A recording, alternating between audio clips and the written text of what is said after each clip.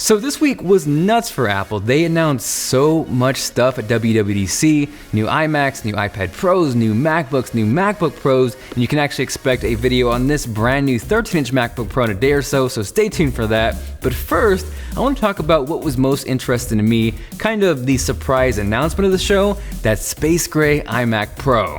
Now, even though Apple had the iMac Pro out on the floor this week, they had it locked down. They didn't want no one touching this or getting fingerprints on it, but that space gray was so attractive that naturally I had to sneak in there when no one was looking. Unfortunately, that was about as far as I could get without getting kicked out of the show, but I did get a chance to spend a pretty solid amount of time with it, talk to Apple, and with that, I thought I could answer some questions you might have, and if there's anything that's not covered, go ahead and drop me a line down below. First and foremost, I'm sure one of the biggest questions floating around right now is the iMac Pro the replacement for the Mac Pro? And the short answer is no. I talked to Apple and they stressed and reiterated there is a brand new, completely redesigned modular Mac Pro coming in 2018, but for now, this is kind of an option in between the iMac and the Mac Pro, and for those who need more power now or technically later this year. Now, aside from the surprising amount of power packed inside this iMac Pro, if you missed it, it comes in space gray, which looks amazing. I don't care if you're part of the PC Master Race or you're a Mac user, there is no denying this is a beautiful machine. On top of the space gray finish for the iMac, you also get a matching peripheral set, so you get a space gray trackpad, a wireless keyboard with number pad, and even though I would personally never use it, you also get a space gray Magic Mouse. Looks aside though, ultimately it comes down to the power and what is packed inside these iMac Pros.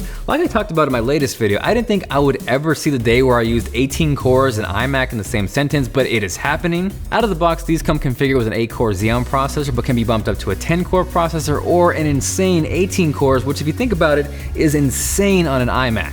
Now, on top of the sheer CPU power, they are not messing around with graphics either. Inside, you have AMD Vega graphics, either in 8GB or 16GB flavors. I think what's cool with this is those Vega graphics aren't even out yet, so it is brand new technology. The current and now super dated Mac Pro, when that came out, it was kind of using almost recycled GPUs, but with this, it is cutting edge and completely new. Now, admittedly, what gets me excited and pulls on those nerd heartstrings of mine are flash storage and SSD performance, and on all the recent Macs, whether it's MacBooks, MacBook Pros, iMacs, Apple has been killing it with SSD performance. With these iMac Pros, you can configure them up to a crazy 4 terabytes of flash storage, which is beautiful. What has me super curious though, if you look at this note here, that says dual SSD options. So I'm curious, do you have the option for a second drive, or if you opt for that crazy 4 terabyte SSD, does that mean you're getting two 2 terabyte SSDs in RAID, which would be insanely fast? As far as memory goes, these are the first iMacs that can be configured up to 128 gigabytes of RAM, so there is no shortage of power no matter where you look. Now, unfortunately, with that memory, it is non-user upgradable. I have confirmed this. I think ultimately what it comes down to is the cooling that Apple had to engineer inside this iMac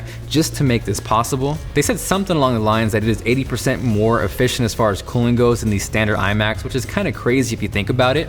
It definitely does kind of suck not being able to upgrade your own RAM, especially on what is being called a Pro machine, but I guess it does kind of pave the way where the Mac Pro is going to be that user upgradable modular machine, and the iMac Pro kind of is what it is. Now, as far as connectivity goes, I was a little surprised with these iMac Pros, especially after what Apple did with the iPhone 7 and the new MacBook Pros. Those only had USB-C ports, so I kind of assumed naturally they would go that route, not only for the new iMac Pro, but the new iMacs as well, and that did not happen at all. With these iMac Pros, you get a headphone jack, an SD card slot, 4 USB 3.0 ports, 4 Thunderbolt 3 ports in the USB-C form factor, and last but not least, a 10 gigabit Ethernet port, which is awesome. Ultimately, what it comes down to is you got to put things into perspective. This is using Xeon processors, graphics that aren't even out yet, especially on the PC side of things, workstation memory, insanely fast flash storage, and I think the biggest thing that most people forget about is all of this comes with a beautiful 5K display. Now again, this is not intended to be a PC versus Mac war. If you're all about that PC Master Race life, awesome. You can get some incredibly powerful machines. For myself, I use Final Cut Pro to edit. It's what I use every day, so that's where the iMac Pro makes sense. Ultimately, at the end of the day, if you were to stack these side by side and compare the iMac Pro against a comparable PC workstation, not gaming PC, but PC workstation, I think you'd be surprised as far as price goes. Personally, I am excited. If you are as well, let me know by dropping a like down below. And if you haven't yet, definitely make sure you subscribe. I have a ton more coverage on the way. This is Jonathan, and I will catch you guys later.